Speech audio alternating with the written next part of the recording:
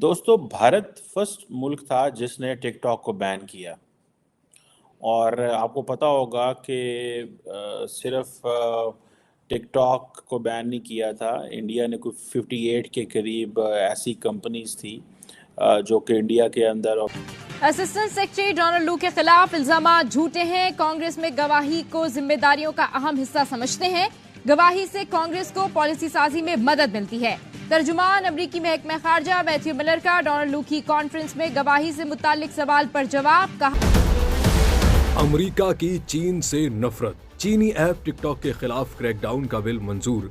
अमरीकी ऐवान नुमाइंदगान में मंजूर। अमरीकी हुक्काम फिर खुद को असर्ट करना शुरू कर दिया है बैन अक़वामी मामलात में, और जो सोल सुपर पावर है यानी अमेरिका, उसको एक लिहाज से नमस्कार दोस्तों, अब अमेरिका भी भारत के बाद टिकटॉक को बैन करने जा रहा है, जिस पर पाकिस्तानियों का कहना है कि अब भारत की तरह ही पूरी दुनिया अब टिकटॉक को बैन कर देगी। जिस तरह से चाइनीज ऐप दूसरे देशों में जा कर के उनके डाटा का गलत इस्तेमाल करते हैं, उससे हर कोई परेशान है, क्योंकि चाइनीज हमेशा से यही काम करते हैं। यही कारण है कि अब अमेरिका की सरकार ने भी फैसला किया है कि वो टिकटॉक को पूरी तरीक़ा से बैन करेगा, जिस पर पाकिस्तानी भी काफ़ी ज़्यादा परेशान नज़र आ रहे हैं। ऑपरेट कर रही थी और चाइनीज़ वो कंपनीज थी जो ऐसी एप्लीकेशंस रखती थी, उन सबको बैन कर दिया।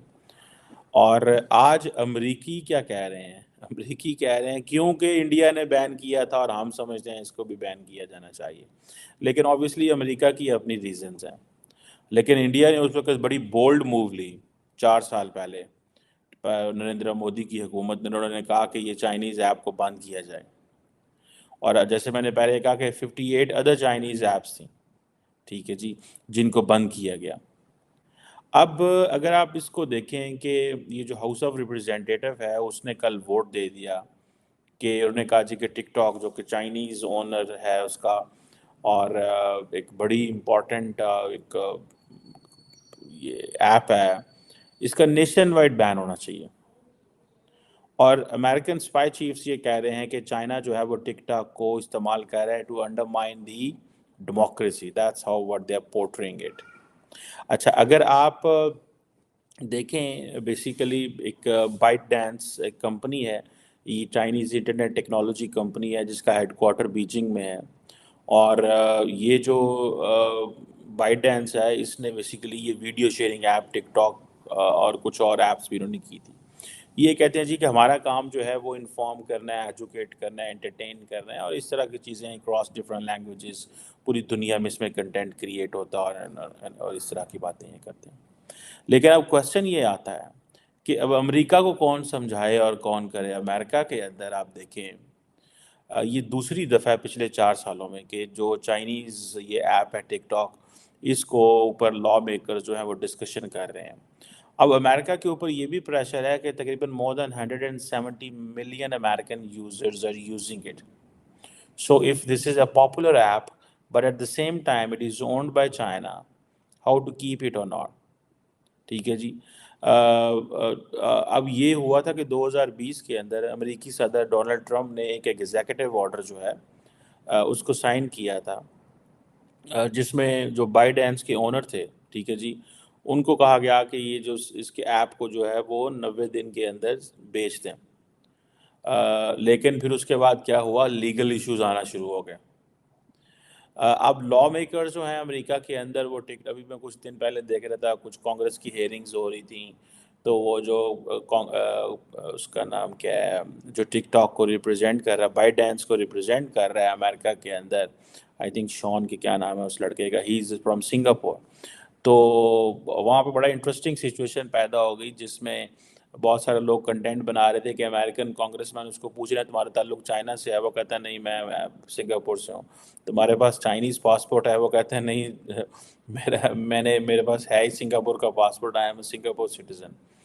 तो उसने कहा कि क्या तुमने कभी पीपल्स रिपब्लिक ऑफ चाइना जो है या चाइनीज़ आर्मी में काम किया है? तो वो एक ही कह रहा है जी मैं हूँ ही नहीं हूँ सिटीज़न, मुझे तो उन्होंने किया हुआ। सो बड़ा इंटरेस्टिंग एक इवन के मजाक की हद तक भी चीज़ें जो हैं वो चली गई और ये बात हुई। अब ये आता है कि امریکن لا میکرز اس پہ کہہ رہے ہیں، ٹھیک ہے، اور جیسے میں نے پہلے کہا کہ وہ انڈیا کا ریفرنس دے رہے ہیں کہ دیکھیے جناب انڈیا نے بھی کیا تھا، ٹھیک ہے جی۔ اب یہ ہے کہ U S house of representative میں ووٹ ہوا ہے 352-65، مینس کہ بہت بڑا مطلب ایک ووٹ ہے کہ بند کیا جائے اس کو۔ بڑے پیمانے پہ دیکھیں لوگوں نے ووٹ ڈالے ہیں۔ ہم کو خدشہ ہے کہ چین کی ملکیتی کمپنی 17 کروڑ امریکی صارفین کے ڈیٹا کا غلط استعمال کر سکتی ہے، جس سے امریکی قومی سلامتی کے لیے بھی خطرات پیدا ہو سکتے ہیں۔ اس پابندی سے بچنے کے لیے چینی ٹیک کمپنی بائٹ ڈانس کو 6 ماہ کے اندر ٹک ٹاک ایپ میں حصہ بیچنے کی ضرورت ہوگی، ورنہ اسے امریکی ایپ سٹورز اور ویب ہوسٹنگ پلیٹ فارمز کی جانب سے پابندی کا سامنا کرنا پڑے گا۔ یہ بل امریکی ایوان نمائندگان میں بدھ کے روز 65 کے مقابلے میں 352 ووٹوں کی اکثریت سے منظور کیا گیا اور اب سینٹ میں جائے گا۔ کہ جو یک طرفہ اس کے اقدامات ہیں، یک طرفہ پوزیشن ہے، اس کو چیلنج کرنا شروع کیا ہے۔ اس پریس کانفرنس کے دوران 3-4 بڑے اہم سوالات چینی وزیر خارجہ وانگ یی نے اٹھائے۔ انہوں نے یہ کہا کہ اگر امریکہ کہتا کچھ ہے، کرتا کچھ ہے، تو پھر ایک سپر پاور کی کریڈیبلٹی یعنی اس کا اعتماد، اس کا اعتبار کہاں چلا گیا۔ اور ساتھ ہی انہوں نے ایک اور سوال کیا کہ جب بھی امریکہ چین کا نام سنتا ہے تو خوف میں کیوں مبتلا ہو جاتا ہے، اس پہ ہیجان کیوں طاری ہو جاتا ہے، اس کا اعتماد کہاں ہے ایک سپر پاور کے طور پہ۔ اور یہ کیسا ملک ہے کہ امریکہ کا انہوں نے ذکر کیا کہ خود وہ ترقی کرنا چاہتا ہے، لیکن دوسرے ملکوں کی، چھوٹے ملکوں کی ترقی کی راہ میں رکاوٹ بنتا ہے ایسے اقدامات کر کے جو خاص طور پہ چھوٹے ممالک کے لیے مسئلہ بن جاتے ہیں۔ تو اس لحاظ سے ایک بڑا مضبوط، بڑا اسٹرانگ ایک پیغام تھا جو کہ چینی وزیر خارجہ نے دیا اپنی پریس کانفرنس کے ذریعے۔ کچھ ایسا لگتا ہے کہ چین نے اب صدر شی جن پنگ کے جو ایک نظریہ ہے خاص طور پہ خارجہ امور کے حوالے سے، اس پہ اب کھل کے عمل درآمد شروع کر دیا ہے۔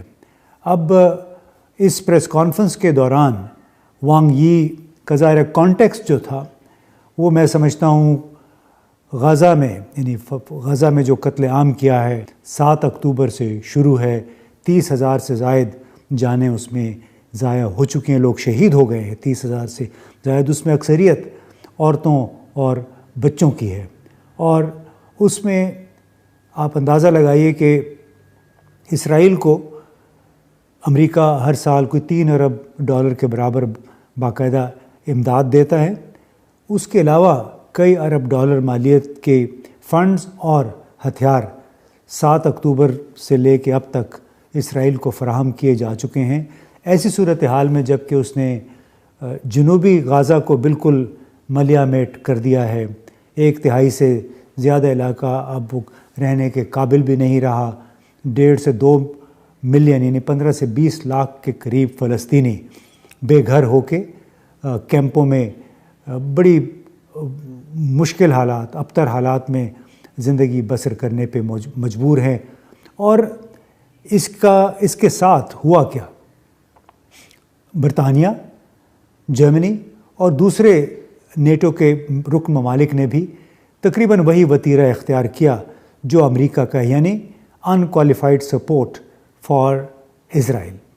اب اس میں خود امریکہ کا ایک بڑا بااثر جریدہ ہے فارن افیئرز، اس نے اپنے ایک مضمون میں یہ لکھا کہ 9/11 کے یعنی 2001 میں جو دہشت گردی کے واقعات ہوئے تھے امریکہ میں، اس کے بعد سے امریکہ نے جو روش اختیار کی، جو پالیسی اختیار کی جس کے تحت دہشت گردوں کے تعاقب میں دوسرے ملکوں پہ حملہ جائز ہے۔ تو دوستو بھارت نے تو چائنا کو کرارا جھٹکا دے دیا تھا، اب امریکہ بھی چائنا کو کرارا جھٹکا دینے جا رہا ہے، کیونکہ امریکہ اور چائنا کے بیچ اس وقت کافی زیادہ تناؤ چل رہا ہے۔ جس طرح سے چائنا اور امریکہ کے بیچ ٹھنی ہوئی ہے، اس میں امریکہ لگاتار چائنا کو کھڈے لائن لگا رہا ہے۔ جس طرح سے अमेरिका की बड़ी बड़ी कंपनियां चाइना से अपना कारोबार समेट रही, उससे चाइना की इकोनॉमी इस वक्त पूरी तरीक़ा से बर्बाद हो चुकी है। चाइना इस वक्त काफ़ी ज़्यादा परेशान है क्योंकि चाइना की इकोनॉमिक हालात काफ़ी ज़्यादा बिगड़ चुके हैं। चाइनीज दूसरे देशों में जाकर गलत इस्तेमाल करते हैं। जिस तरह से टिकटॉक को लेकर पूरी दुनिया इस वक्त चिंतित है, अमेरिकी काफ़ी ज़्यादा चिंतित है। अमेरिका ने फैसला किया है कि वो टिकटॉक को पूरी तरीक़ा से बैन कर देगा क्योंकि टिकटॉक के चाइनीज लोग ही दूसरे देशों में जाकर के उनके डाटा का दुरुपयोग करते हैं। यही कारण है कि ये लोग अब पूरी तरीक़ा से दुनिया में जूते खा रहे हैं। पाकिस्तानी इस वक्त काफ़ी ज़्यादा परेशान है क्योंकि पाकिस्तान का चीन अब्बू है। चीन के अलावा पाकिस्तान के पास कुछ भी नहीं बचा है। चाइना ही पाकिस्तान की मदद करता है, पाकिस्तान को चाइना ही पैसे देता है, इसके अलावा पाकिस्तान की कोई मदद नहीं कर सकता। यही कारण है कि पाकिस्तानी हमेशा चीन के ही गुण गाते नज़र आते हैं। आपकी क्या राय कमेंट में ज़रूर शेयर करें। यदि आप चैनल पर नए, चैनल को सब्सक्राइब करें। वीडियो पसंद आए तो लाइक करें, कमेंट करें और शेयर करें। जय हिंद, वंदे मातरम।